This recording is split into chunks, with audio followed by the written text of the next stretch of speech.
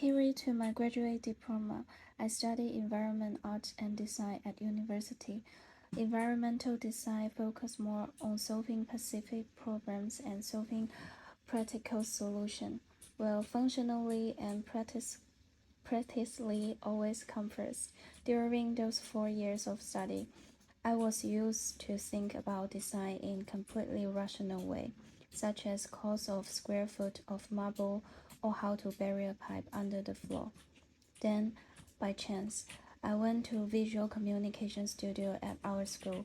The topic they explores my interests at a deeper level, such as the state of nature and people, the relationship between emotional and people, the relationship between technology and people, and the visualization of sound, which further deepened my preference for visual communication with richer, more emotional expression. I think this is what I want to explore in design. But at that time, I stopped at my interests, and I lack of the ability to view work outside of environmental design, work such as installation, interactions, and video. I had come to expect it. With this expectation, I started watching art exhibition, documentary, and interview with artists, and developed a passion to change my major, which I put into action. During the preparation of my portfolio, my creative stance shifted considerably.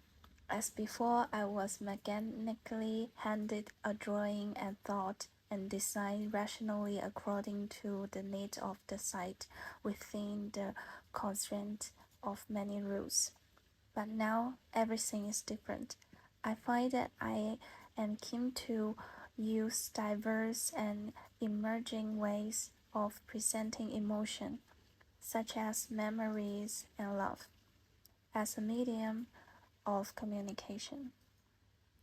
I also try to use critical thinking to discuss social and human issues, to give some thought and discussion to my work, and to try to fulfill my social responsibility as a designer. During my graduate diploma, I was able to get more exposure to the formation of expression in my work as I had hoped. I have changed the way I look at things. I start to think from interesting starting points, such as leaving inspiration in the bigger letters in class and exploring or communicating in the whole world of collect inspiration from my classmates. Now I think of it's this way.